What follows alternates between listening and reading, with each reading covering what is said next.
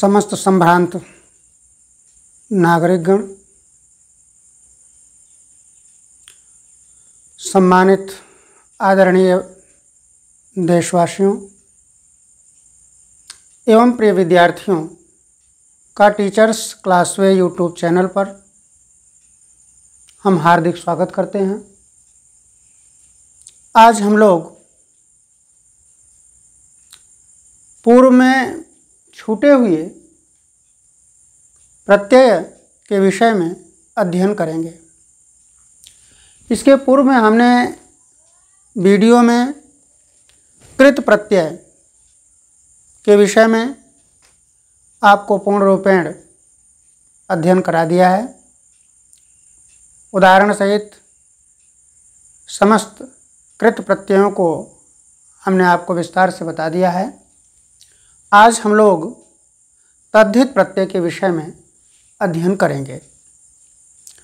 तद्धित प्रत्यय के विषय में हमने पूर्व में आपको संकेत किया था कि ये प्रत्यय शब्दों के अंत में लगते हैं और शब्दों के अंत में लग करके एक नए शब्द का निर्माण करते हैं। आज प्रारंभ में हम तद्धित प्रत्यय से संबंधित पहले प्रत्यय के विषय में अध्ययन करते हैं। वो प्रत्यय है मतु प्रत्यय। आइए हम लोग देखते हैं। तद्धित प्रत्यय में पहला प्रत्यय हमारा है मतु प्रत्यय। ये यहाँ पर तद्धित प्रत्यय और तद्धित प्रत्यय में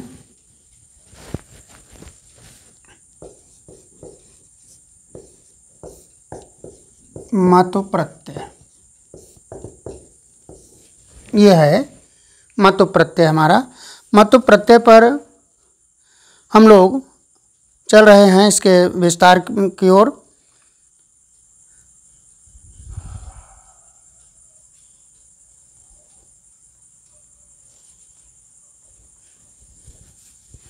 यह प्रत्यय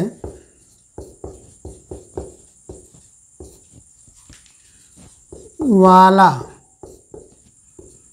अर्थ प्रकट करने के लिए वाला अर्थ प्रकट करने के वाला अर्थ प्रकट करने के लिए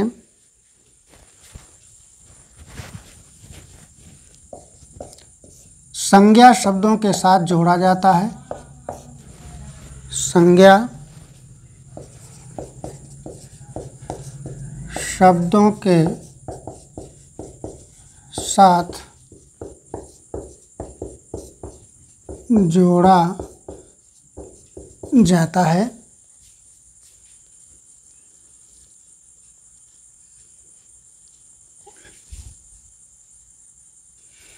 यही संस्कृत में मतुप कहलाता है। यही संस्कृत में मतुप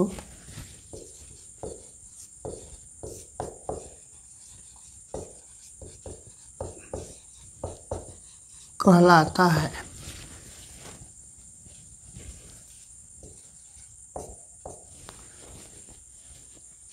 अब मतुप के अंतर्गत क्या जुड़ता है इसको हम लोग देख लें। मतुप में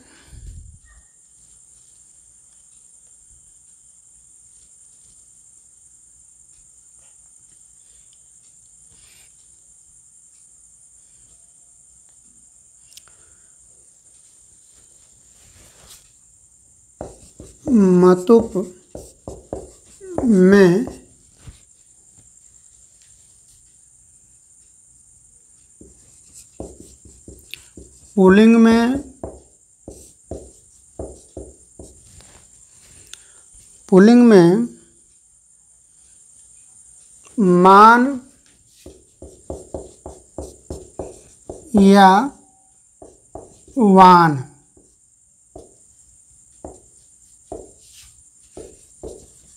तथा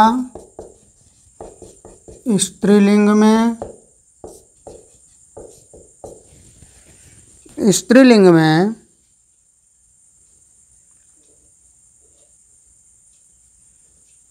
मतीयावती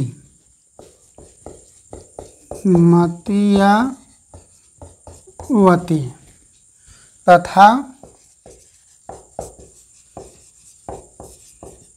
नपुंसक लिंग में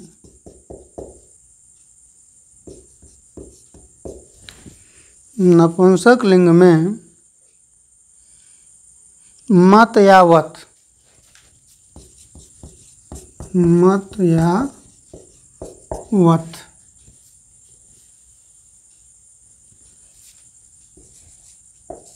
के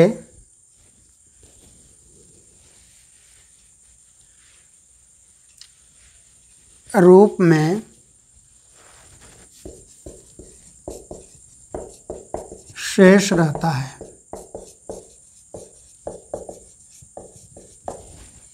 यह है मतुप में पुल्लिंग में मान या वान, स्त्रीलिंग में मति या वती तथा नपुंसक लिंग में मत या वत के रूप में शेष रहता है ना।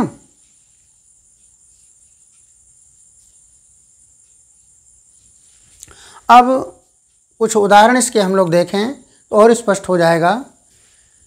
आपने इस बात को स्पष्ट रूप से समझ लिया कि ये वाला अर्थ प्रकट करने के लिए प्रयुक्त होता है। कहीं कहीं पर इसको हम लोग बहुत्व, प्रशंसा, नित्य, संबंध, अतिशय, निंदा आदि रूपों में इसका अर्थ जो है बोध कराया जाता है।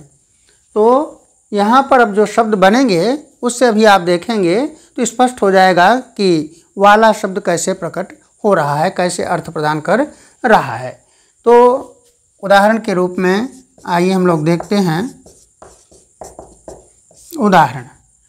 उदाहरण में शब्द प्रत्यय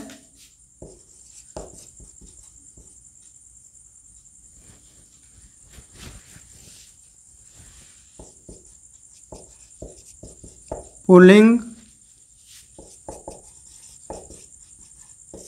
स्त्रीलिंग, नपुंसक लिंग।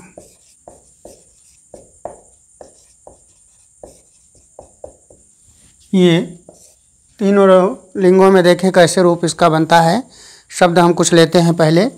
जैसे गो शब्द है, गो शब्द में मतु प्रत्यय लगाइए।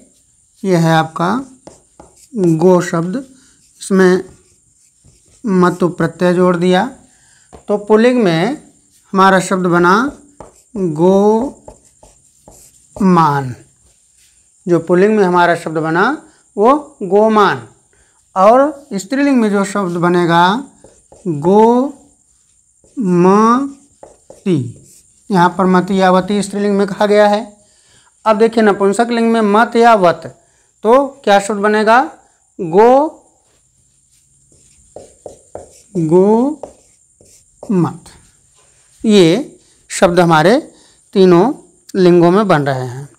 इससे जो अर्थ हमारा हो रहा है वो है गायों वाला, गायों वाला।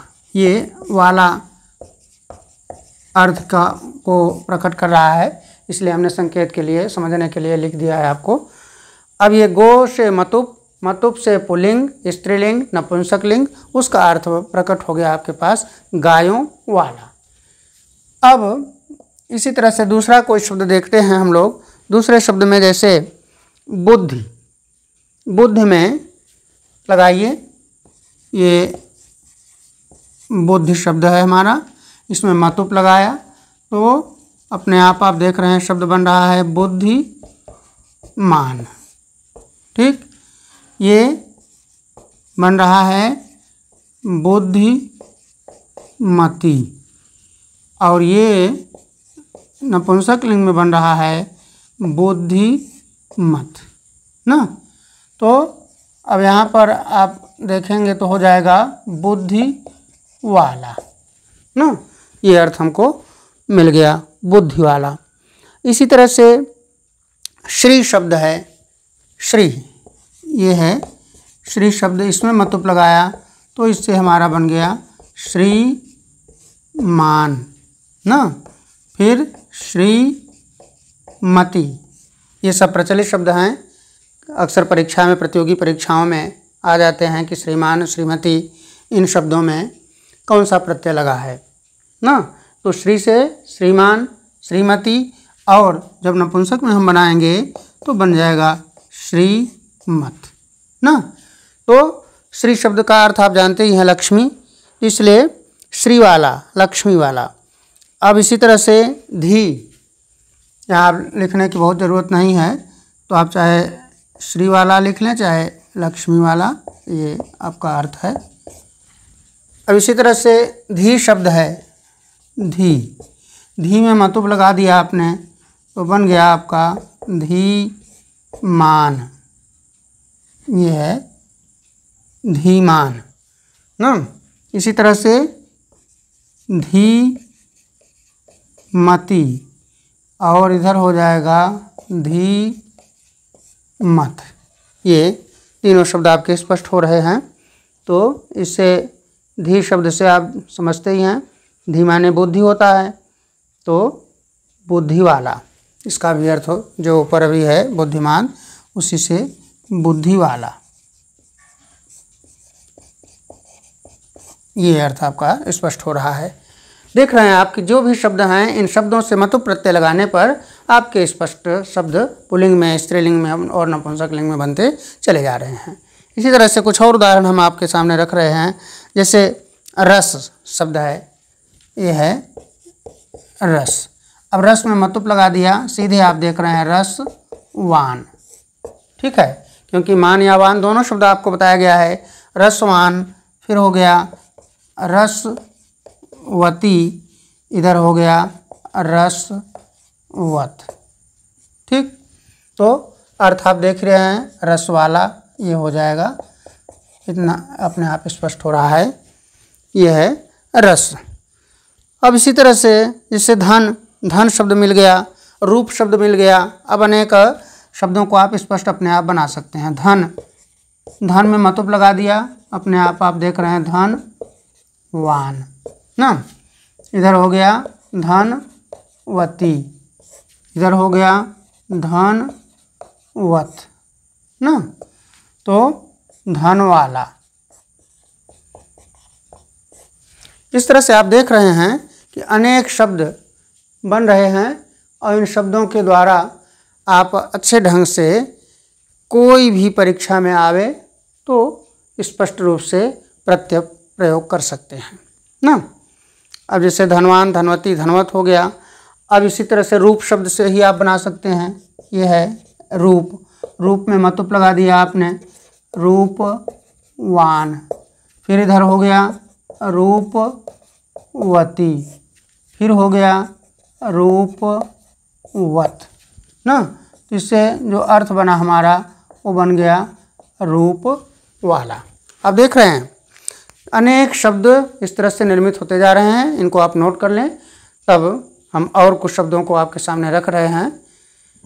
इन शब्दों के माध्यम से आप पूर्ण रूपेण मतुप प्रत्यय के माध्यम से बनने वाले, निर्मित होने वाले शब्दों को आप अच्छे ढंग से समझ लेंगे, जान जाएंगे। तो इनको हमें आशा है कि आपने नोट कर लिया होगा इन शब्दों को। हम कुछ और शब्द आपके सामने रख रहे हैं, इनको हटा रहे हैं। आइए,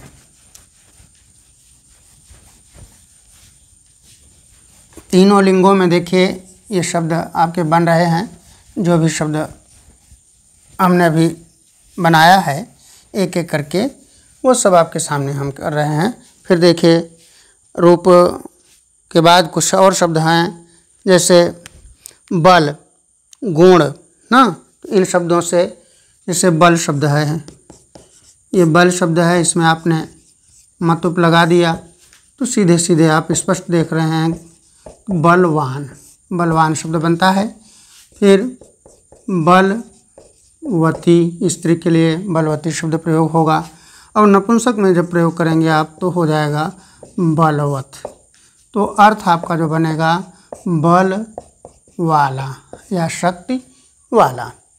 इसी तरह से और गुण, ये गुण शब्द है। गुण शब्द में मतुप आपने लगा दिया तो इससे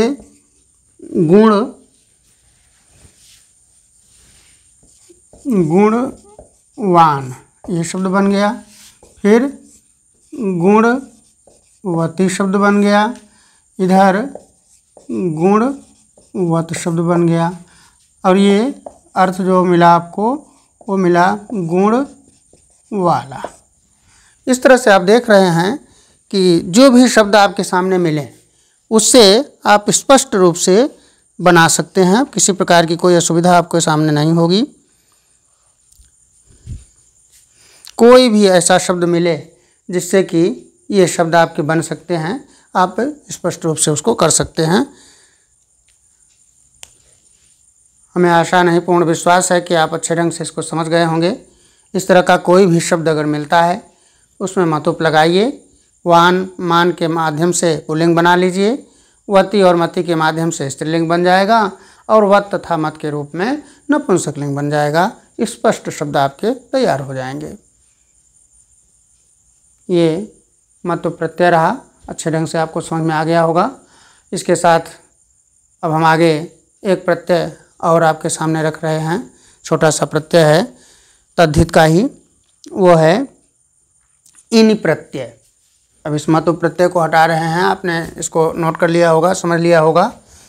अब आइए हम दूसरे एक छोटे से प्रत्यय पर चल रहे हैं जो कि तद्धित प्रत्यय का ही रूप है, इन प्रत्यय। ये आइए हम देखते हैं इसके विस्तार के विषय में।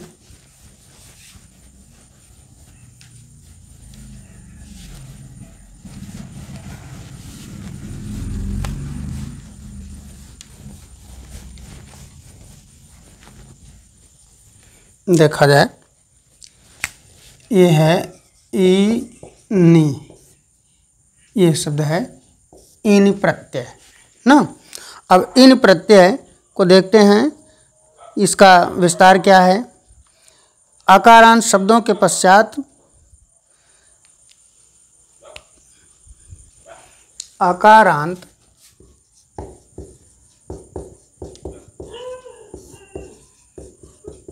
शब्दों के पश्चात, आकारांत शब्द अभी उदाहरण के माध्यम से स्पष्ट हो जाएगा। आकारांत शब्दों के पश्चात इनी, इनी प्रत्यय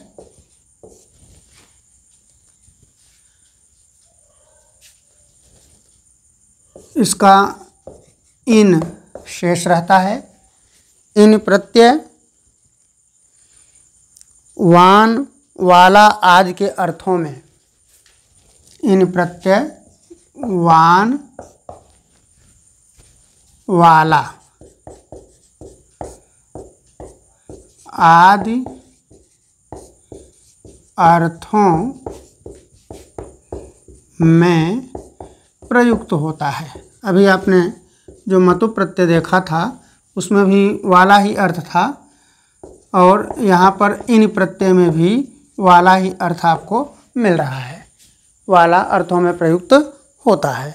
अब इसको उदाहरण के रूप में आप देख लेंगे तो एकदम सरल हो जाएगा। उदाहरण, ठीक। अब एकदम सरल प्रत्यय है अकारांत शब्दों के बाद। अब अकारांत शब्द जिसके अंत में अ हो, जैसे चक्र, यह है चक्र शब्द है, इसमें हमने इन प्रत्यय लगा दिया, तो इससे जो हमारा शब्द बना वो बना सीधे सीधे चक्रिन। ये चक्रिन शब्द बना ना, माने चक्र वाला ना। इस तरह से धन, धन शब्द है, धन में हमने लगा दिया इन प्रत्यय, तो उससे जो शब्द बना हमारा वो बन गया धानिन ना, धन से युक्त धानिन। फिर है गुण, गुण में आ जाइए, ये है गुण में इन लगा दिया तो शब्द बन गया हमारा गुणिन। ये शब्द बनते हैं गुणिन ना। फिर कर, कर में इन लगा दिया, ये है कर शब्द, इसमें इन लगा दिया तो इससे जो बनेगा शब्द वो बन जाएगा करिन। करी शब्द जो है हाथी के लिए है करिन। फिर है हस्त, हस्त शब्द भी देखिए आ गया, ये हस्त में इन लगा दिया तो बन गया हस्ती न। ठीक है, ये वाला अर्थ माने हाथी वाला, इस तरह से अर्थ आपका मिल रहा है। दंड शब्द है, जैसे ये है दंड, इसमें इन लगा दिया तो इससे जो शब्द बना हमारा वो बन गया दंडी न, दंडिन शब्द ना। इसी से जो आपके संस्कृत के प्रकांड विद्वान हैं दंडी, उनका नाम भी इसी दंड से ही मिलता है ना। कबीर दंडी कबीर दंडी कबीर दंडी न शोभते, ये है दंडी ना, दंडी, इन्हीं को कहा जाता है, दंडिन से ही शब्द बना है दंडी। शिखा, ये है शिखा शब्द, शिखा में आपने इन लगा दिया तो बन गया शिखी न, शिखिन शब्द बन गया। इसी तरह से प्रणय, प्रणय शब्द है, ये है प्रणय। अब प्रणय में आपने लगा दिया तो सीधे बन गया प्रणयिन, ये प्रणयिन शब्द। ठीक है, फिर है जैसे माला, माला, ये शब्द है, इसमें इन लगा दिया तो बन गया मालिन, मालिन। फिर है दोष, दोष शब्द, ये है दोष, इसमें हमने इन लगा दिया तो बन गया दोषी न, दोष से युक्त या दोष वाला ना, दोष शब्द बन गया। तो आप देख रहे हैं कि हमने कई उदाहरण आपके सामने रखा, ये शब्द हैं, इन शब्दों से इन प्रत्यय लगा और इससे निर्मित शब्द आपके सामने रखे हुए हैं। तो इन प्रत्यय एकदम सरल है, इसमें आपको कहीं किसी प्रकार की कोई सुविधा नहीं है। इन से इन आपका जुड़ रहा है, चक्रिन धानिन गुणिन करिन ना। तो इस तरह से जहाँ पर आपको ऐसे भाव प्रतीत हों वहाँ पर अपने आप ही आप जान लें कि इस संबंधित शब्द में इन प्रत्यय का ही प्रयोग किया गया है। हमने आपको संकेत किया है, इसलिए तद्धित प्रत्यय शब्दों का प्रत्यय है। अभी इसके पूर्व में आपने जो कृत प्रत्यय पढ़ा है वो धातुओं से संबंधित था। तो ये शब्दों के माध्यम से जो हमारे कुछ नए शब्द निर्मित होते हैं उनमें प्रयोग किए जाने वाले प्रत्यय आपके सामने हैं। इन्हीं प्रत्ययों के माध्यम से आप नवीन शब्दों का निर्माण करते हैं। हमें आशा है कि ये इन प्रत्यय भी आपने अच्छे ढंग से समझ लिया होगा। इसके कई उदाहरण आपके सामने हमने रख दिया है। इसी तरह से और भी कोई शब्द आपको मिलें तो उसमें इन प्रत्यय जोड़ करके आप शब्दों को बना सकते हैं आसानी से। और ये दो प्रत्यय आज हमने आपके सामने रख दिया है। अब इसके बाद जो तद्धित प्रत्यय हैं अगले वीडियो में हम आपको उसको संकेत करेंगे। तब तक के लिए बहुत बहुत धन्यवाद। सभी से आशा है कि आप पुनः अपने प्रतियोगी परीक्षाओं के लिए पूर्ण रूपेण जुट जाएं। और ये जो प्रत्यय इत्यादि की स्थिति आपके सामने रखी जा रही है ये प्रतियोगी परीक्षाओं के लिए बहुत ही महत्वपूर्ण है, क्योंकि इसी तरह से बहुविकल्पी जो प्रश्न आते हैं वो अक्सर प्रत्ययों से संबंधित होते हैं और उनमें शब्दों को देकर के प्रत्यय पूछ लेता है, या तो शब्द के माध्यम से उसमें प्रत्यय जोड़ करके कौन सा शब्द बनता है, या धातु के माध्यम से प्रत्यय जोड़ करके कौन सा शब्द बनता है। ये स्थितियाँ आपके सामने रखी जाती हैं वहाँ प्रतियोगी परीक्षाओं में। इनको आप अच्छे ढंग से गहराई से अध्ययन कर लें, समझ लें, तो निश्चित रूप से परीक्षा में आपको पूर्ण सफलता मिलेगी। इन्हीं शब्दों के साथ बहुत बहुत धन्यवाद।